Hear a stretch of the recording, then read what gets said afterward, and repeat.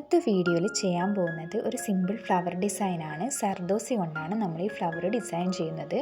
നമുക്ക് ഈ ഒരു ഡിസൈൻ ഓവറോൾ വേണമെങ്കിൽ ചെയ്ത് കൊടുക്കാം, അല്ലെങ്കിൽ നെക്കിൻ്റെ ഭാഗത്ത് മാത്രമോ അല്ലെങ്കിൽ സ്ലീവിൻ്റെ ഭാഗത്തോ ചെയ്യാവുന്നതാണ്. സർദോസി ഇതുപോലെ വലുപ്പത്തിലാണ് ഉണ്ടാവുക. അത് നമുക്ക് എത്രയാണോ ആവശ്യം അതിനനുസരിച്ച് ഈക്വലായിട്ട് കട്ട് ചെയ്ത് മാറ്റണം. എനിക്ക് ആവശ്യമുള്ള അത്രയും വലുപ്പത്തിൽ ഇത് കട്ട് ചെയ്തെടുത്തിട്ടുണ്ട്.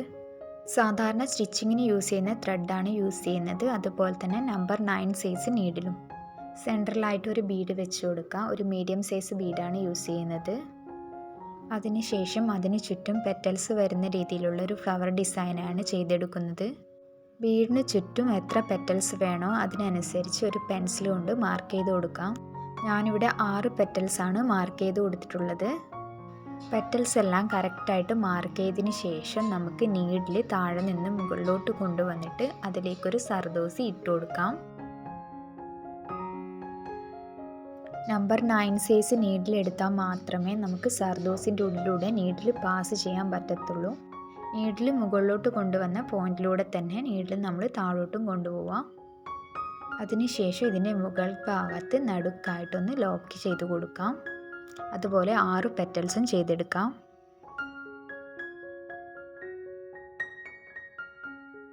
വളരെ എളുപ്പത്തിൽ ചെയ്തെടുക്കാൻ പറ്റുന്ന സർദോസി വെച്ചിട്ടുള്ള ഒരു ഡിസൈനാണിത്. എല്ലാവരും ഈ ഡിസൈൻ ഒന്ന് ട്രൈ ചെയ്ത് നോക്കിയിട്ട് നിങ്ങളുടെ ഫീഡ്ബാക്ക് അറിയിക്കണം.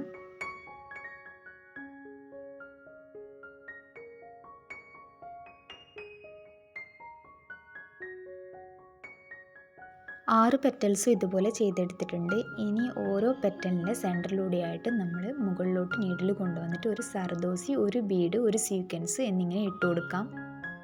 അങ്ങനെ 6 പെറ്റൽസിലും ചെയ്തെടുക്കാം.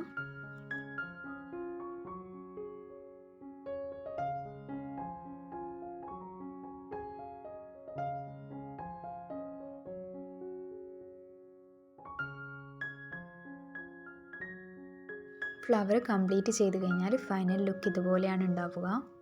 ഈ ഒരു വീഡിയോ നിങ്ങൾക്ക് ഇഷ്ടമായിട്ടുണ്ടെങ്കിൽ, യൂസ്ഫുൾ ആയിട്ടുണ്ടെങ്കിൽ ചാനൽ ഒന്ന് സബ്സ്ക്രൈബ് ചെയ്യുക. ആ ബെൽ ഐക്കൺ കൂടി ഒന്ന് എനാബിൾ ചെയ്ത് കൊടുക്കാം. താങ്ക്